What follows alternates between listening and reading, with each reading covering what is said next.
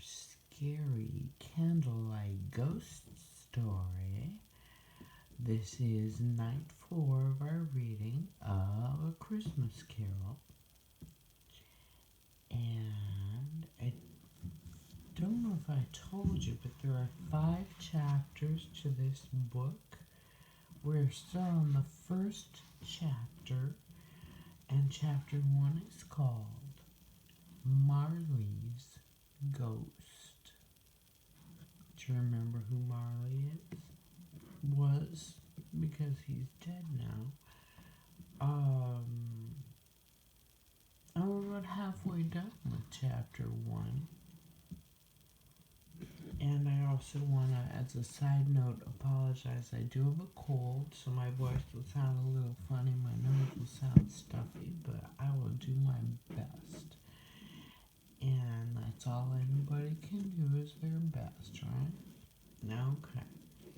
Let's get on with reading our scary ghost story called A Christmas Carol.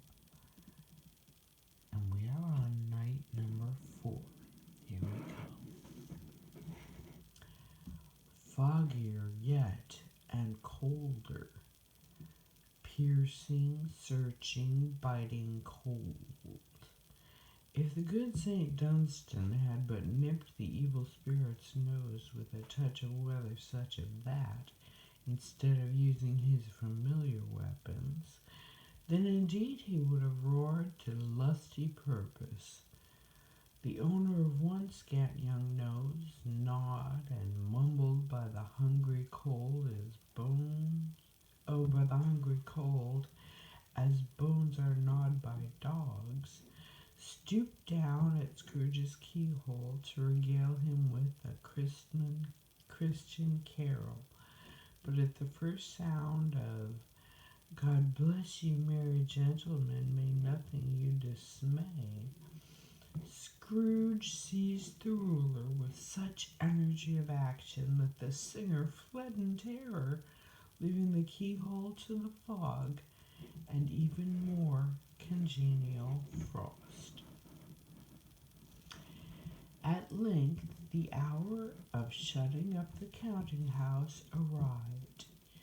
With an ill will, Scrooge dismounted from his stool and tacitly admitted the fact to the expectant clerk in the tank, who instantly snuffed his candle out and put on his hat. "You want all day tomorrow, I suppose," said Scrooge. "If it's quite convenient, sir." "It's not convenient," said Scrooge, "and it's not fair. If I was to stop half a crown for it, you'd think yourself ill-used, I'd be bound." The clerk smiled faintly. "And yet," said Scrooge, "you don't think me ill-used when I pay a day's wages for no work." The clerk observed that it was only once a year. "A poor excuse for picking a man's pocket every 25th of December," said Scrooge, buttoning his greatcoat to the chin. "But I suppose you must have the whole day. Be here all the earlier next morning." The clerk promised that he would, and Scrooge walked out with a growl. The office was closed in a twinkling, and the clerk, with the long ends of his white comforter dangling below his waist, for he boasted no greatcoat, went down a slide on Cornhill at the end of a lane of boys 20 times in honor of its being Christmas Eve, and then ran home to Camden Town as hard as he could pelt to play at Blind Man's Buff. Scrooge took his melancholy dinner in his usual melancholy tavern, and having read all the newspapers and beguiled the rest of the evening with his banker's book, went home to bed. He lived in chambers which had once belonged to his deceased partner.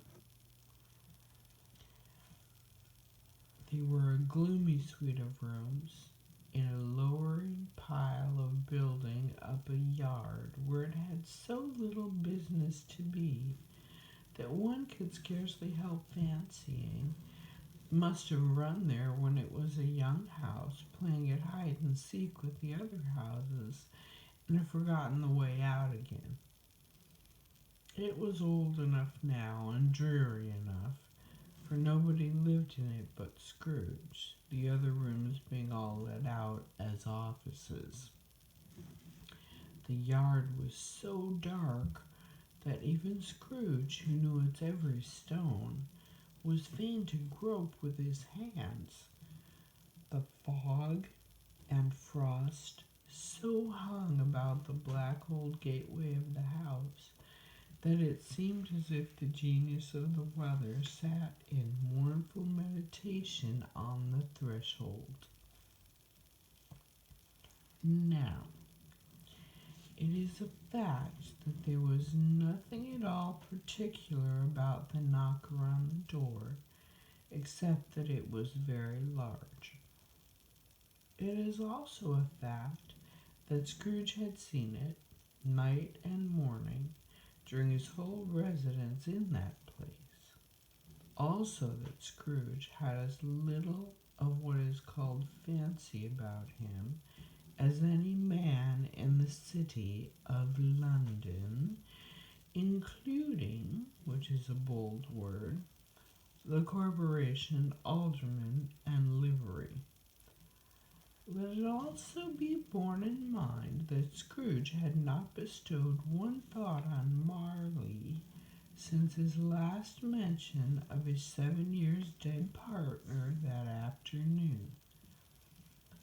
And then, let any man explain to me, if he can, how it happened that Scrooge, having his key in the lock of the door, saw in the knocker, without its undergoing any intermediate process of change, not a knocker, but Marley's face.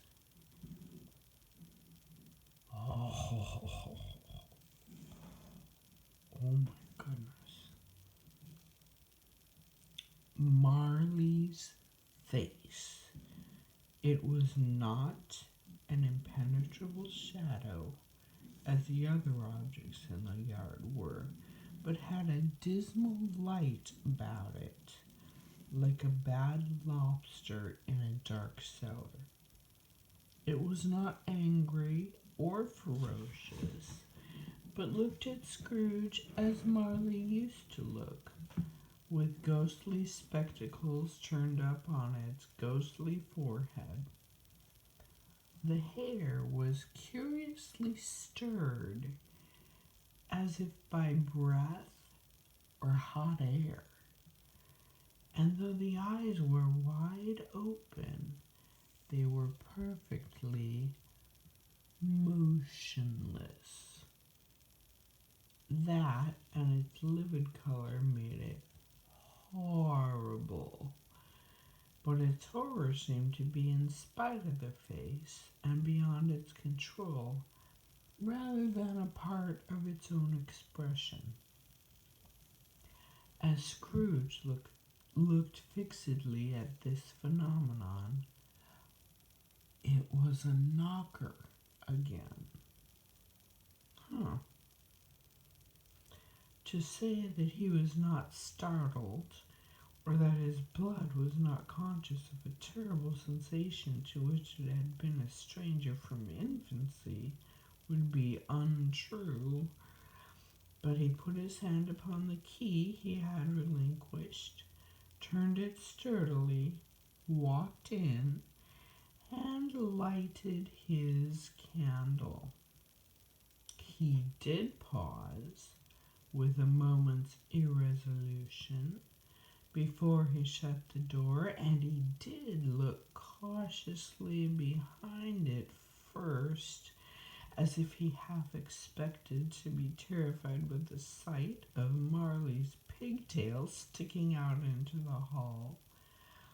But there was nothing on the back of the door except the screws and nuts that held the knocker on. So he said, "Pooh, pooh," and closed it with a bang. And we will end there for the evening. So he saw a face, and then the face disappeared. And the next sentence we pick up on in our next reading will be, "The sound resounded through the house." Okay. Thanks for coming by to listen, and we'll get back with you